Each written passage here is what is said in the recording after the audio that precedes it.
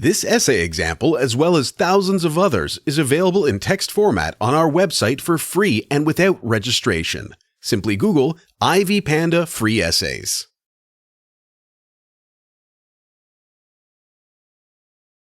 Introduction.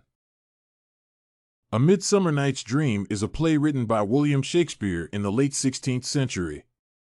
The main theme of the play revolves around the marriage between Theseus, the Duke of Athens, and the Queen of Amazons called Hippolyta, as well as the events that surround the married couple.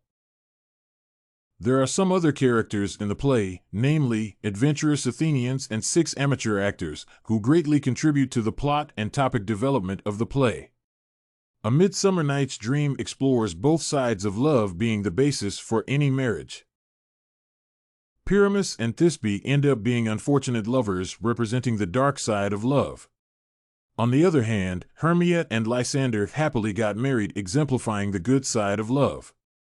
As such, the paper seeks to explore the theme of marriage, which has been used by Shakespeare to symbolize resolution and closure vividly throughout the whole play.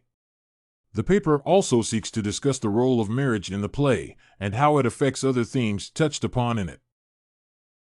The marriage between Theseus and Hippolyta. The marriage between Theseus and Hippolyta brings together the king and the queen. Their marriage is mature and stable. It also brings peace to the kingdom and its outskirts.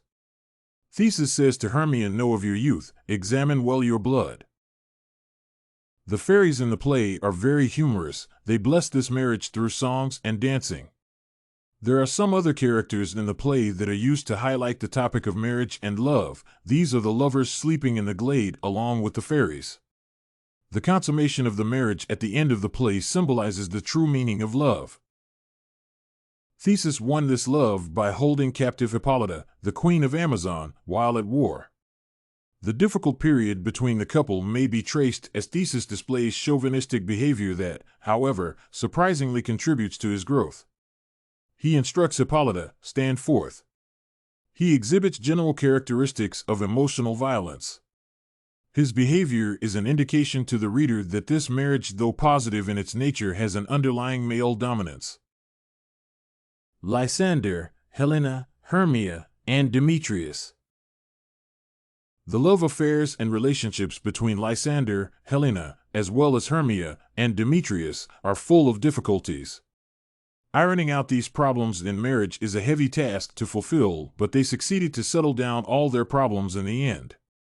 Humor comes along when they move into the mysterious woods.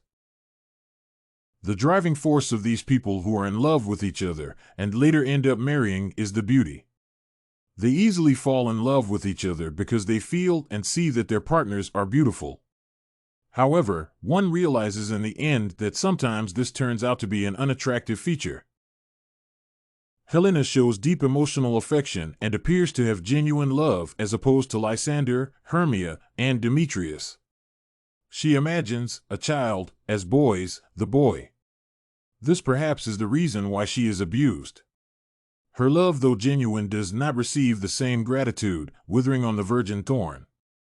Grows, lives, and dies in single blessedness. Things, however, seem to take a different course when Demetrius, who is slowly recovering from the power of love juice, expresses signs of falling in love with Helena. The course of love in this marriage is very rocky, but in the end, they sort out the problems and get married, which brings happiness and harmony to both of them. Oberon and Titania. The marriage between Oberon and Titania, who are the king and queen of the fairies, is full of quarrels and claims. They also control other relationships using Oberon's spell, Titania, rock the ground whereon these sleepers be. They turn the world chaotic with their quarrel over the Indian boy. It is questionable why Oberon uses a spell to take custody of the boy when the reason Titania keeps him is clear. Oberon says here, "And ere I take this charm from off her sight, as I can take it with another herb, I'll make her render up her page to me." The problems in the marriage are evident when Oberon accepts to reunite with Titania after taking custody of the boy. Marriage is not a battle where one partner uses all the means available to satisfy his or her desires. Oberon, using his spell, ensures that Helena and Demetrius fall in love and end up in the marriage that he and his wife fully give their blessings to. Conclusion. In conclusion, one may stress the fact that marriage as depicted in the play achieves its role as a symbol of resolution and closure. The songs by Oberon and Titania at the end serve to underline this role. So shall all the couples three, ever true and loving be, and the blots of nature's hand shall not in their issue stand. In their singing, they urge the three couples to live in true love. The triple wedding that takes place at the end serves to reinforce the statement. This essay on marriage in A Midsummer Night's Dream was written and submitted by a student just like you. The Ivy Panda Samples database hosts thousands of works similar to this one on various subjects. Visit ivypanda.com to find what you are looking for, free of charge.